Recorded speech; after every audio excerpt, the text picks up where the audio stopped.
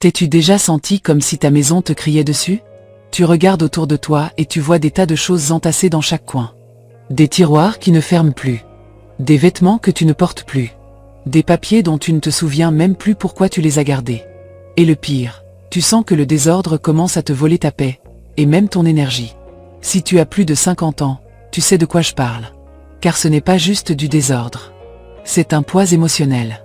C'est un passé qu'on n'arrive pas à lâcher. Et c'est la peur, cette peur silencieuse de ne pas savoir par où commencer. Aujourd'hui, je vais te révéler 10 secrets pour te débarrasser du désordre après 50 ans. Ce ne sont pas les conseils classiques des magazines. Ce sont des secrets peu connus, souvent issus de cultures qui ont perfectionné l'art de l'ordre et du détachement. Cette vidéo est pour toi, femme forte, qui a pris soin de tout le monde, mais qui a oublié de prendre soin de toi-même. Secret numéro 1. Ne commence pas par le plus difficile. La plupart des femmes qui essaient de ranger leur maison font la même erreur. Elles commencent par ce qui fait le plus mal. Par les albums photos, par les vêtements des enfants qui ne vivent plus là, par les objets offerts par des personnes qui ne sont plus là. Et c'est le chemin le plus rapide vers l'échec. Pourquoi? Parce que le désordre extérieur est directement lié à tes émotions intérieures. Si tu commences par ce qui pèse le plus émotionnellement, c'est comme essayer de courir avec des pierres dans les poches. Les femmes japonaises qui pratiquent le danshari l'ont bien compris. Le danshari n'est pas seulement nettoyer ou jeter des choses. C'est une philosophie de vie qui signifie refuser, jeter, se détacher. Elle ne voit pas le désordre comme quelque chose qui se règle avec des boîtes ou des étiquettes. Elle le voit comme une forme d'attachement. Et comme tout attachement, on ne le coupe pas d'un coup. On le relâche, doucement, avec intelligence et patience. C'est pourquoi, la première chose qu'on enseigne dans le danshari, c'est « ne commence jamais par ce qui est difficile.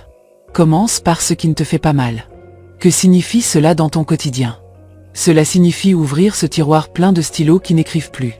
Sortir les boîtes sans couvercle. Vérifier les flacons périmés de la salle de bain. Regarder ces câbles dont tu ne sais même plus à quoi ils servent. Il n'y a pas d'histoire. Pas de nostalgie. Pas de douleur. Juste des décisions simples. Oui ou non? Est-ce utile ou pas?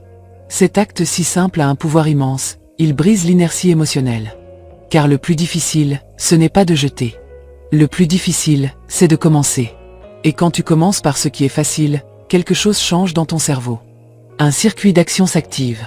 Et ce petit succès, ce premier tiroir vidé, cette étagère dégagée te donne de la confiance. Il t'élance. À partir de là, chaque décision pèse moins. Tu n'es plus paralysé. Tu avances. Et quand viendra le moment d'affronter ce qui est le plus dur, cette lettre que tu gardes depuis 20 ans, cette robe qui te rappelle ta jeunesse, tu ne le feras pas dans la nostalgie, mais dans la clarté. Pas dans la culpabilité, mais dans la force. Parce que ranger, ce n'est pas juste déplacer des objets. C'est te déplacer toi-même. C'est te reconnaître capable. Capable de clore des cycles. Capable de choisir ce qui a encore sa place dans ta vie aujourd'hui. C'est pourquoi commencer par le neutre n'est pas une astuce superficielle. C'est une stratégie sage. C'est comme entrer dans la mer par la plage, pas sauter d'une falaise. Pas à pas. Sans peur. Sans précipitation. Aujourd'hui, ouvre ce premier tiroir. Un seul. Ne pense pas au reste. Et quand tu auras terminé, respire. Pas pour ce que tu as jeté, mais pour ce que tu as relâché à l'intérieur de toi. C'est ainsi que commence le vrai changement. Deuxième, ne range pas, élimine. L'un des pièges les plus courants qui piègent les femmes après 50 ans, c'est de croire que ranger équivaut à résoudre. Mais ce n'est pas vrai. Ranger, c'est déplacer le problème. C'est mettre le désordre dans de jolies boîtes, le cacher dans des paniers ou l'étiqueter avec des noms qui sonnent bien mais qui ne règlent rien. Ranger l'inutile, c'est comme mettre du parfum sur les ordures. On dirait que ça aide, mais le problème est toujours là. Dans les cultures nordiques, où les longs hivers obligent à vivre dans des espaces réduits et fonctionnels, il existe une philosophie claire et directe. Ce qui ne te sert pas, t'encombre. Ils ne l'enrobent pas. Ils ne l'adoucissent pas. Parce qu'ils comprennent que l'espace n'est pas infini, ni dehors ni en toi. Et garder, au cas où remplit ta maison et ton esprit de possibilités qui n'arrive jamais. Combien de fois as-tu dit « Cela pourrait me servir un jour ?» Et ce jour, simplement, n'arrive jamais. Pendant ce temps, cette chose prend une place physique dans ta maison, et émotionnelle dans ta tête. Tu gardes par peur. Peur d'en avoir besoin. Peur de perdre. Mais ce qu'on n'utilise pas devient un fardeau. Et le fardeau, tôt ou tard, te coule. Éliminer est bien plus puissant que ranger. Éliminer, c'est une décision. C'est accepter que tout ne doit pas rester avec toi. C'est dire, cela a déjà rempli sa mission. Quand tu choisis d'éliminer, tu te débarrasses du bruit visuel qui consomme ton énergie sans que tu t'en rendes compte. Car oui, chaque chose que tu gardes te demande de l'attention. Même caché dans une armoire, ton esprit le sait. Et il le ressent. Cela te pèse. Il y a quelque chose de libérateur à regarder une étagère et ne voir que ce que tu utilises. À ouvrir un tiroir et savoir exactement ce qu'il contient. À avoir moins, mais te sentir plus légère. Parce que ce n'est pas la quantité d'objets qui te donne de la sécurité, mais ta capacité à vivre sans en dépendre. Les Nordiques disent aussi que chaque objet doit justifier sa présence. Si tu ne l'utilises pas, si tu ne l'aimes pas, s'il ne t'apporte pas de valeur réelle, il s'en va. Aussi simple que ça. Aussi ferme que ça. Parce que ta maison n'est pas un entrepôt de ce que tu as été, ni un musée de ce qui est déjà passé. C'est le reflet de ce que tu es aujourd'hui. Et attention aux pièges émotionnels. Tu ne trahis pas tes souvenirs en te débarrassant d'un objet. Tu n'es pas ingrate. Bien au contraire. Tu fais de la place pour du neuf. Pour l'utile. Pour ce qui compte vraiment à cette étape de ta vie. Souviens-toi, ranger, c'est juste réorganiser le problème. Éliminer, au contraire, c'est le résoudre. Alors la prochaine fois que tu auras envie d'acheter des boîtes pour ranger plus de choses, arrête-toi. Peut-être que tu n'as pas besoin de plus de boîtes. Peut-être que tu as seulement besoin de moins de choses. Troisième, le pouvoir du matatabi coréen. Il y a des moments dans la vie où trop penser devient l'ennemi de l'action. Surtout lorsqu'il s'agit de se débarrasser du désordre. Chaque fois que tu prends un objet et que tu dis « mais peut-être que », tu ouvres la porte à la paralysie. C'est pourquoi il existe une pratique magnifique et profondément efficace que de nombreuses grand-mères coréennes enseignent à leurs filles et petites filles dès leur plus jeune âge, le matatabi. Ce mot, qui peut être traduit par « voyage momentané » ou « chemin bref », devient un rituel puissant de détachement. Cela n'a rien à voir avec de l'organisation ou de la planification. C'est un exercice intuitif, symbolique, presque spirituel. Il consiste à parcourir ta maison avec une boîte vide dans les mains, sans liste ni objectif précis, et simplement à ramasser 5 objets qui ne devraient plus être là. Il n'y a pas de règle stricte. Il ne faut pas se justifier. Il est interdit de rationaliser. Le secret est là, agir depuis l'intuition et non depuis l'attachement. Quand on rationalise, on essaie de trouver des excuses pour ne pas lâcher. C'est que cela m'a été offert par, cela a coûté cher, cela me rappelle. Et ainsi, on accumule des années d'émotions enfermées dans des objets qui n'ont plus leur place dans ton présent. Les femmes coréennes qui pratiquent le matatabi disent que le corps c'est toujours avant l'esprit. C'est pourquoi, en marchant dans la maison, il est important d'écouter cette sensation qui s'active quand tu vois quelque chose et que, sans réfléchir, tu ressens « cela ne m'appartient plus ». Cela peut être un chemisier que tu ne portes plus depuis des années. Une décoration que tu n'aimes plus. Un livre que tu n'as jamais terminé et que tu ne liras jamais. Cela peut même être quelque chose dont tu ne te rappelles plus pourquoi tu l'as. Peu importe. L'important est de faire confiance à cette impulsion. 5 objets. Juste 5. Une fois par jour. Et ensuite, sans regarder en arrière, ces 5 objets doivent sortir de ta maison. Tu peux les donner, les offrir, les recycler. Mais ne les remets pas sur l'étagère. Parce que s'ils reviennent, ils ramènent avec eux toute cette énergie de doute, de paralysie, de un jour peut-être. Ce qui rend le matatabi si puissant, c'est son rythme constant et léger. Il ne demande pas de grandes journées de nettoyage. Il n'exige pas de vider une pièce entière. Juste 5 décisions par jour. Mais ces 5 décisions commencent à transformer quelque chose de profond. Ta confiance en toi. Ta capacité à lâcher prise. C'est incroyable comme, en quelques semaines, sans t'en rendre compte, tu peux avoir libéré des dizaines, voire des centaines d'objets qui prenaient de l'espace physique et mental. Et le plus beau, c'est que tu le fais dans le calme. Sans larmes. Sans drame. Juste avec décision et présence. Beaucoup de femmes après 50 ans pensent qu'il est trop tard pour commencer à changer. Mais le matatabi démontre le contraire. Le changement n'a pas besoin d'être dramatique ni douloureux. Il peut être doux. Constant. Comme un murmure qui, petit à petit, libère ta maison et ton esprit. Alors prends une boîte. Respire profondément. Et commence à marcher. Sans jugement. Sans précipitation. Juste toi, ta maison, et la liberté de choisir ce que tu veux vraiment garder avec toi. 4e, demande-toi, est-ce que cela représente la femme que je suis aujourd'hui? Après 50 ans, quelque chose de profond change en toi. Le corps change. Les priorités changent. L'énergie change. Et, même si parfois c'est difficile à accepter, l'identité change aussi. Tu n'es plus la même femme qui élevait de jeunes enfants, qui travaillait sans relâche, qui vivait pour les autres.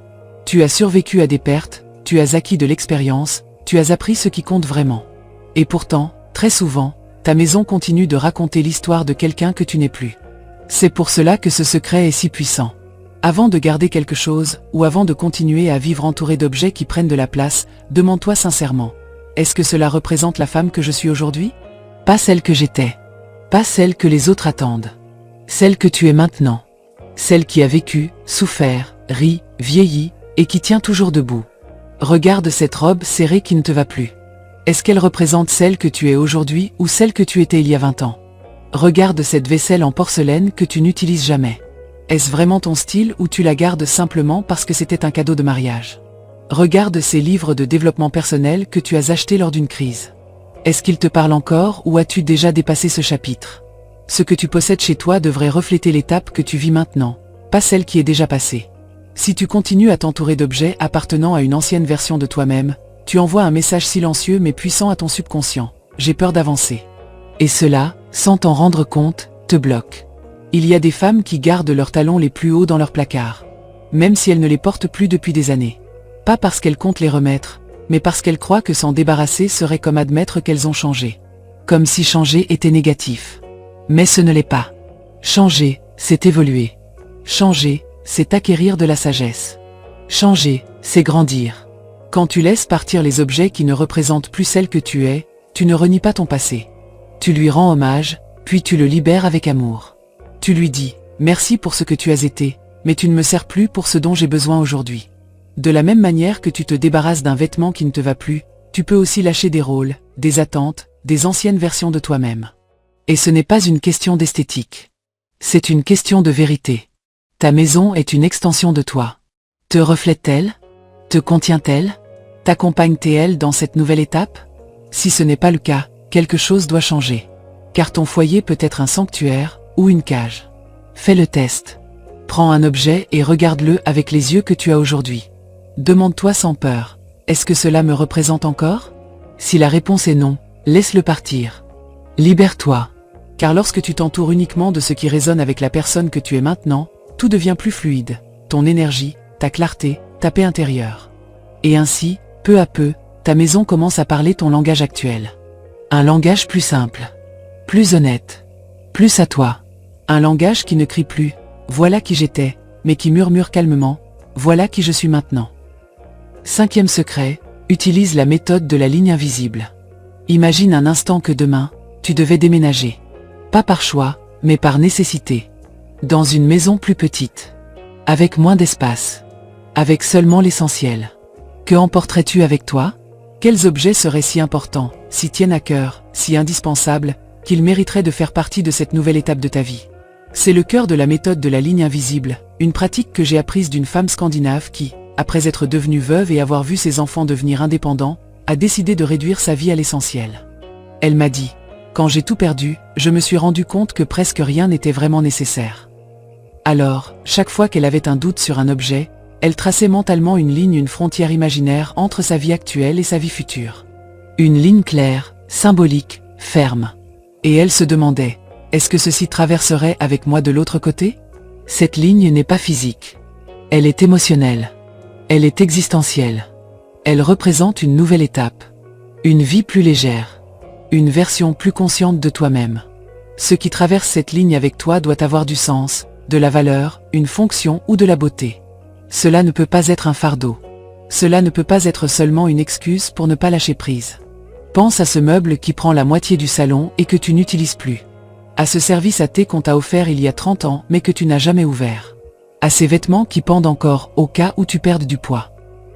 Les emporterais-tu vraiment avec toi si tu devais recommencer à zéro, dans moins d'espace, avec plus d'intention? Traverserait-il cette ligne invisible? Cette méthode est puissante car elle te sort de l'inertie de l'accumulation par habitude. Elle t'oblige à visualiser une vie plus alignée avec toi. Pas avec tes souvenirs. Pas avec ce que diront les autres. Avec toi. Avec ton aujourd'hui. Avec ta paix intérieure. Et c'est aussi une façon d'exercer le détachement sans drame. Tu ne jettes pas tout. Tu choisis consciemment. Tu testes, tu imagines, tu ajustes. Tu es honnête, Si cet objet n'est pas assez important pour m'accompagner dans une transition, alors pourquoi est-ce que je continue à le porter jour après jour? Il y a quelque chose de profondément libérateur dans le fait de regarder ta maison comme si tu allais déménager. Cela t'oblige à prioriser, à choisir, à valoriser. Et dans ce processus, tu commences à réaliser que beaucoup de ce qui t'entoure n'est pas un choix, mais simplement quelque chose qui est resté là parce que tu n'as jamais pris le temps de le questionner. La femme scandinave me disait qu'après avoir tracé sa ligne invisible, 70% de ce qu'elle possédait ne traversait pas de l'autre côté. Et tu sais ce qui s'est passé quand elle a tout laissé partir? Rien ne lui a manqué. Pas un seul objet. Au contraire, elle a senti qu'en laissant partir ces choses, elle se retrouvait elle-même. Fais le test. Ferme les yeux. Imagine cette ligne devant toi. Tu es debout face à elle avec une valise invisible. Qui mets-tu? Qu'est-ce qui t'accompagne? Qu'est-ce qui, parmi tout ce que tu vois autour de toi, mérite de faire partie de ton prochain chapitre? Si la réponse est « je ne sais pas », alors ce n'est probablement pas si important. Laisse-le. Remercie-le. Et laisse-le partir. Parce qu'au final, ce n'est pas ce qui traverse avec toi qui te définit, c'est la liberté de choisir avec qui et avec quoi continuer à avancer. 6e, crée un hôtel de l'essentiel. Dans un monde qui insiste sur le fait que posséder plus équivaut à mieux vivre, le minimalisme bouddhiste propose une idée radicalement différente. Avoir uniquement l'essentiel te rapproche de ce qui compte vraiment. Et dans cette philosophie, il existe une pratique intime et puissante qui peut transformer ta relation aux objets et à toi-même, créer un hôtel de l'essentiel. Cet hôtel n'est pas religieux, ni mystique. Il est symbolique. C'est une petite zone sacrée dans ton foyer et dans ta vie, où tu choisis de placer uniquement les objets qui ont une signification profonde, réelle, actuelle. Rien d'autre. Les bouddhistes minimalistes comprennent que les objets ont une énergie, et que tous ne méritent pas d'être avec toi. C'est pourquoi ils choisissent un seul objet représentatif par catégorie. Une photo qui capture un moment que tu veux vraiment garder en mémoire, pas 15 albums. Un vase qui te touche, pas 12 bibelots dispersés dans la maison. Une blouse qui te fait te sentir belle aujourd'hui, pas un placard plein de vêtements que tu ne portes plus ou que tu ne reconnais même pas. Chaque objet dans l'hôtel de l'essentiel doit remplir une condition sacrée. Il doit te parler depuis le présent, pas depuis le passé, ni depuis une illusion du futur. Il ne s'agit pas de nostalgie. Il s'agit de connexion. Si cet objet ne te fait pas ressentir quelque chose d'authentique, s'il ne t'inspire pas, s'il ne te représente pas, alors il n'a pas sa place ici. Pourquoi cela est-il si transformateur pour une femme de plus de 50 ans? Parce qu'il arrive un moment dans la vie où tu réalises que tu ne veux plus vivre dans l'excès. Tu veux vivre dans la vérité. Tu ne veux plus remplir des espaces. Tu veux habiter des instants. Et cela commence par arrêter d'accumuler des choses qui n'ont plus d'âme. Avoir moins, ce n'est pas se priver. C'est affiner ton regard. C'est commencer à t'entourer uniquement de ce qui t'élève. Le reste, même si cela a coûté de l'argent, même si c'était un cadeau, même si cela a été avec toi pendant des années. Si cela ne vibre plus avec toi, tu le laisses partir. Regarde ta maison maintenant. Pense à tes étagères, à tes meubles, à ton placard, à tes souvenirs. Combien de choses possèdes-tu simplement parce qu'elles sont là depuis toujours? Combien prennent de la place mais ne te disent plus rien? Et que se passerait-il si, au lieu d'avoir tant de décorations, tu n'en gardais qu'une seule, mais qui te touche profondément chaque fois que tu la regardes? C'est cela, le pouvoir de l'hôtel de l'essentiel. Moins d'objets, plus de sens. Au lieu de te disperser parmi 1000 choses, tu te concentres sur quelques-unes qui comptent vraiment, qui te représentent, qui te font te sentir présente et vivante. Et cet acte n'est pas petit. C'est une déclaration silencieuse d'amour de soi. C'est dire au monde et à toi-même: ma vie n'a pas besoin d'être remplie d'objets pour avoir de la valeur. Mon espace, tout comme moi, mérite d'être habité uniquement par ce qui a du sens. Alors aujourd'hui, fais l'exercice. Choisis une catégorie. Par exemple, les souvenirs. Et demande-toi, quel est le souvenir physique qui me relie le plus à mon essence, à mon histoire, à ce qu'il y a de meilleur en moi? Garde celui-là. Uniquement celui-là. Fais-lui une place. Mets-le en lumière. Rends-le visible. Et laisse partir les autres. Parce que plus ne veut pas dire mieux. Mieux, c'est ce qui reste quand tu n'as plus besoin de rien d'autre. 7e, fais le ménage quand tu es en colère ou triste. Il y a des jours où tout semble s'effondrer. Des jours où tu te réveilles avec un nœud dans la poitrine, où les larmes coulent sans raison apparente. Des jours où la colère brûle en toi, où la fatigue émotionnelle pèse dans chacun de tes os. Ces jours-là, la plupart des gens choisissent de s'asseoir, de se figer, de se renfermer, de se taire. Mais dans la culture hindoue, il existe une vision différente. Une vision plus sage, plus compatissante, plus puissante. Quand le cœur souffre, le corps doit bouger. Dans cette tradition ancestrale, les émotions ne sont pas simplement des sensations. Ce sont des énergies qu'il faut canaliser, transformer. Si tu les retiens, elles stagnent. Elles deviennent tristesse chronique, ressentiment, apathie. Mais si tu les laisses circuler à travers le mouvement du corps, cette énergie devient autre chose. Elle devient pouvoir. Et l'un des moyens les plus anciens et les plus efficaces pour y parvenir, c'est le ménage. Je ne parle pas d'un nettoyage mécanique, froid, fait par habitude. Je parle du nettoyage émotionnel, celui que tu fais quand tu brûles à l'intérieur et qu'au lieu d'exploser, tu choisis de balayer. Quand, au lieu de crier, tu ouvres des tiroirs.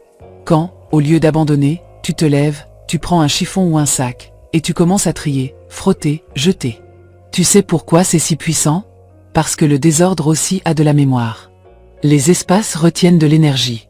Les murs, les meubles, les objets que tu as accumulés, tout ce qui t'entoure garde une part de toi.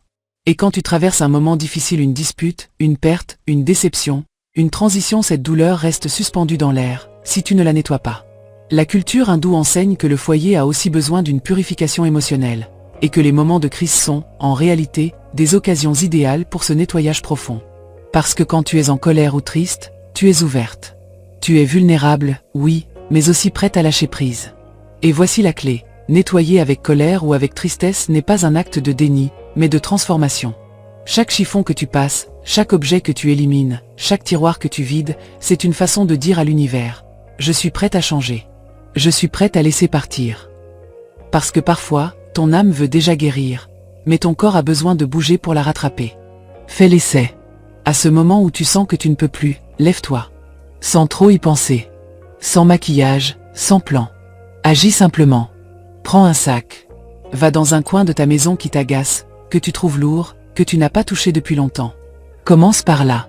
Commence à jeter. À frotter. À déplacer les choses. Sans réfléchir, juste agir. Et si les larmes viennent pendant que tu nettoies, laisse-les couler. Si la colère monte, frotte avec force. Si la tristesse t'envahit, respire profondément et continue. Ce que tu fais, ce n'est pas seulement déplacer des choses. Tu fais circuler une énergie bloquée. Tu ouvres une porte à ce que tu ne peux pas dire avec des mots. Parfois, on pense que guérir, c'est rester immobile et réfléchir. Mais souvent, guérir, c'est balayer le couloir avec colère, nettoyer la poussière accumulée des émotions tues, ouvrir une fenêtre et laisser l'air entrer avec force. Parce que le mouvement chasse la peine. Et qu'après le nettoyage, vient toujours l'apaisement. De plus, nettoyer te redonne du contrôle.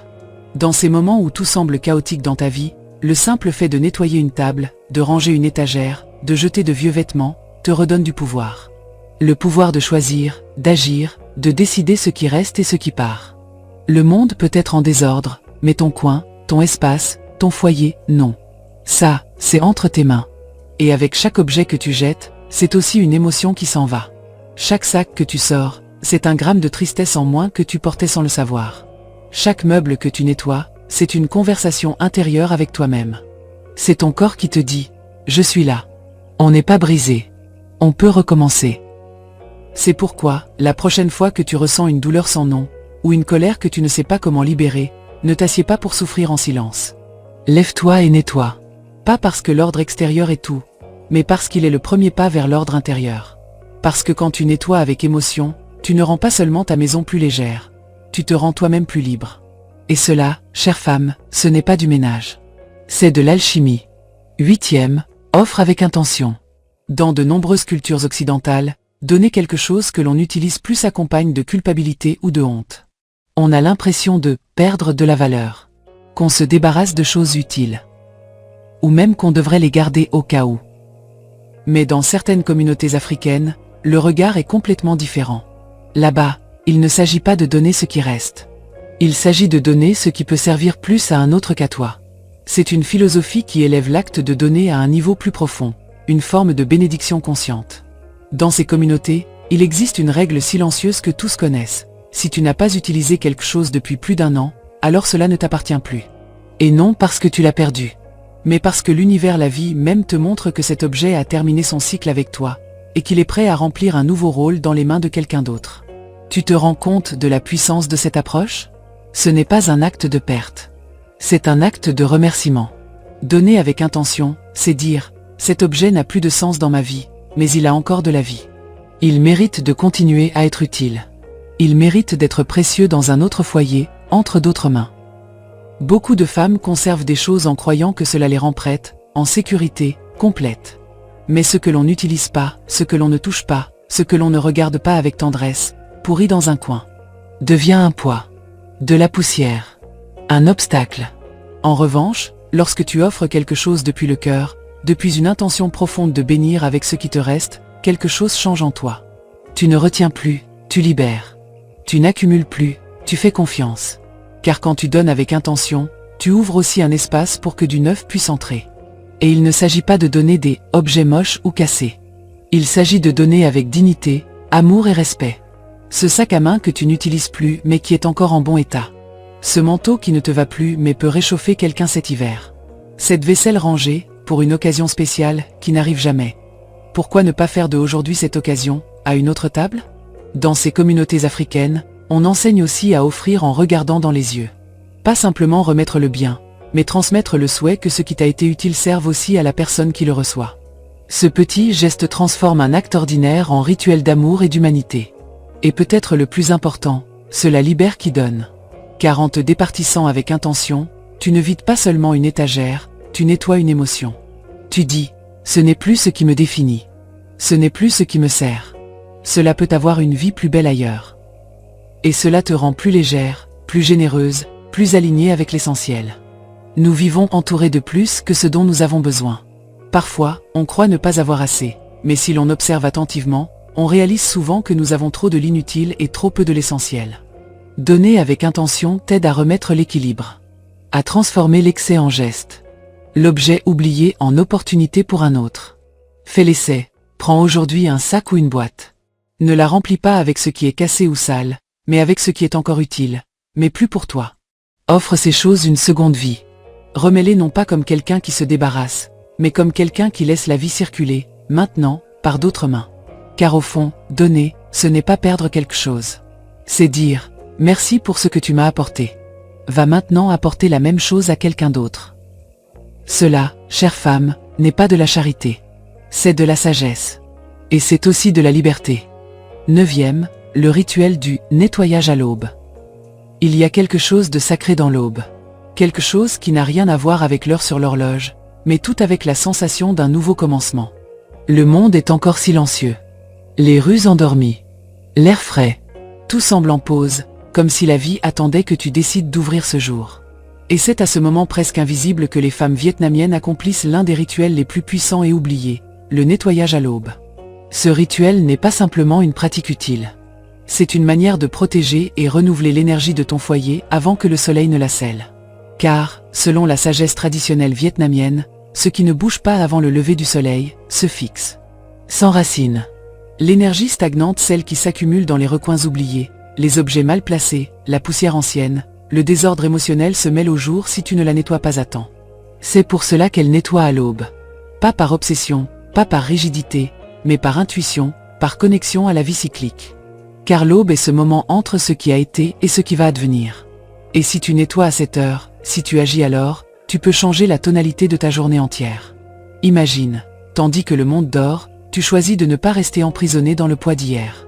Tu prends un chiffon, tu balaies l'entrée, tu ouvres les fenêtres, tu époussettes les meubles. Tu n'as pas besoin de nettoyer toute la maison. Une zone suffit. Une action posée avec intention. L'important n'est pas la quantité, c'est la conscience que tu y mets. Car ce que tu fais aux premières heures du jour ordre ton espace intérieur et ton esprit. Et après 50 ans, cela compte plus que jamais. Car il ne s'agit plus seulement d'être occupé, mais d'être en paix. Il ne s'agit plus d'agir pour agir, mais d'agir avec intention. Beaucoup de femmes sentent que les jours leur échappent, que tout s'amoncelle, que l'air vient à manquer. Et l'une des raisons est qu'ils commencent déjà en retard, déjà accablés, déjà encombrés du non-fait. Mais quand tu nettoies à l'aube, tu choisis de démarrer légère. Tu dis à l'univers, je prends les rênes de ce jour, dès le premier souffle. Les femmes vietnamiennes n'ont pas besoin de to-do list. Elles suivent l'élan. Elles passent peut-être un coup de balai dans la cour. Elles lavent une vaisselle laissée de la veille. Elles arrosent les plantes en rangeant ce qui traîne. Peu importe ce que tu nettoies, ce qui compte, c'est que tu le fais avec ton âme éveillée. Il y a aussi un bénéfice silencieux mais puissant. en bougeant à la lumière de l'aube, sans bruit, sans interruption, tu es avec toi-même. Tu t'écoutes. Tu penses mieux. Tu prends des décisions plus claires. Et le désordre, qui la journée paraît un monstre, à cette heure devient petit. Maîtrisable. Léger. Certaines femmes ont totalement transformé leur relation à la maison simplement en changeant l'heure où elles nettoient. Car ce n'est pas la même chose de le faire à midi, avec le bruit, la chaleur, les distractions, ou de le faire à l'aube, en silence, en connexion. Et la maison t'écoute autrement. Toi, tu t'écoutes autrement. Et il y a quelque chose de plus, quelque chose qu'on ne dit pas toujours. Nettoyer à l'aube, c'est un acte d'amour envers toi-même. Dire « Je mérite de me réveiller dans un espace qui me soutient, me reflète, me prend soin ». Ce n'est pas seulement de l'hygiène. C'est préparer ton espace pour t'épanouir dignement, avec ordre, avec beauté. Tu te prépares à vivre cette journée depuis le cœur, et non du chaos. Alors demain, quand il fera encore nuit et que le monde sommeille, essaie de te lever un peu plus tôt. Non pas pour courir, non pas pour accomplir, mais pour toi. Ouvre la fenêtre. Pose les pieds sur le sol. Respire. Regarde autour. Choisis un coin. Un seul. Fais-lui de la place à ce jour qui commence. Car quand tu nettoies à l'aube, tu ne fais pas que nettoyer la saleté. Tu nettoies les mémoires que tu n'as plus besoin de porter. Tu époussettes la poussière sur ton âme. Tu prépares le décor d'une version plus sereine de toi-même. Et cela, chère femme, est le début silencieux d'un nouveau jour, et d'une vie différente. 10e, parle à ta maison. Cela peut sembler étrange, voire inhabituel, mais dans de nombreuses cultures autochtones à travers le monde, il existe une croyance profonde et magnifique. Les maisons ont une âme. Elles ne sont pas seulement des structures de murs et de toits, mais des entités vivantes, qui ont accompagné les êtres humains dans leur joie, leur peine, leur silence et leur célébration. Parler à ta maison, c'est un acte ancestral qui relie le visible à l'invisible, le tangible au spirituel. Imagine un instant que ton foyer soit un être vivant, doté de mémoire, de sentiments, d'une histoire. Pense à toutes les nuits où il t'a abrité, aux rires qu'il a entendus, aux moments difficiles qu'il a soutenus sans jamais se plaindre. Cette maison que tu ressens parfois comme chaotique ou fatiguée est en réalité un refuge fidèle, qui est resté à tes côtés, même lorsque toi-même tu te sentais perdu ou en désordre. Ce 10e secret est simple, mais puissant, parle à ta maison. Oui, littéralement. Prends un moment pour t'arrêter et lui parler. Remercie-la pour ce qu'elle t'a donné. Remercie-la pour ce qu'elle t'a appris. Remercie ces coins, même encombrés, qui t'ont vu évoluer. Remercie ces fenêtres qui laissent entrer la lumière, ces murs qui te protègent du froid ou de la chaleur. Mais c'est aussi le moment de dire adieu à ce qui ne te sert plus. Aux meubles anciens qui ne te représentent plus, aux vêtements qui n'occupent que de la place, aux photos qui ne te font plus sourire mais pleurer. Dis à ta maison que tu es prête à laisser partir, que tu veux renouveler l'espace, que tu souhaites que l'énergie y circule librement et clairement. En le faisant, un petit miracle se produit, tu te libères toi-même. Parce que parler à ta maison, c'est en réalité dialoguer avec toi. C'est reconnaître que le désordre n'est pas uniquement physique, mais aussi émotionnel. C'est accepter que lâcher prise est un acte d'amour, non de perte. Et que la gratitude, même si elle paraît anodine, est une façon d'élever ton esprit. Cette pratique transforme aussi ta relation à ton espace. Tu ne vois plus la maison comme un lieu pour entasser des choses, mais comme un compagnon de vie, un témoin de ton histoire, un allié dans ton processus de transformation.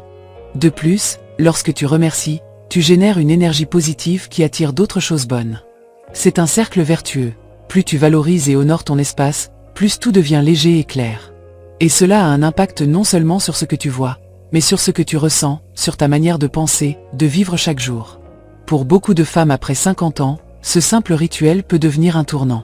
Car la maison n'est plus seulement un endroit où vivre, mais un miroir de qui tu es et de celle que tu veux devenir. Et en lui parlant, en la remerciant, en lui disant adieu, tu te reconnectes à ton propre esprit. Alors, lorsque tu auras terminé de ranger, de nettoyer, de trier, trouve un moment calme. Ferme les yeux, respire profondément, et dis à ta maison, à voix haute ou en silence. Merci de m'avoir porté. Merci d'être mon refuge. Maintenant, ensemble, nous commençons un nouveau chapitre.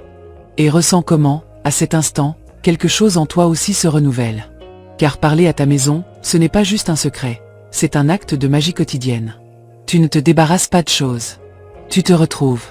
Après 50 ans, le désordre n'est plus seulement visuel. Il est aussi mental, émotionnel. Et il est réversible. Pas à pas.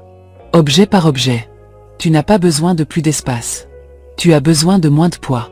Et maintenant, j'aimerais te poser une question. Qu'est-ce que tu vas lâcher en premier aujourd'hui? Écris-le en commentaire. Peut-être qu'en le partageant, tu aideras une autre femme qui a elle aussi besoin de commencer.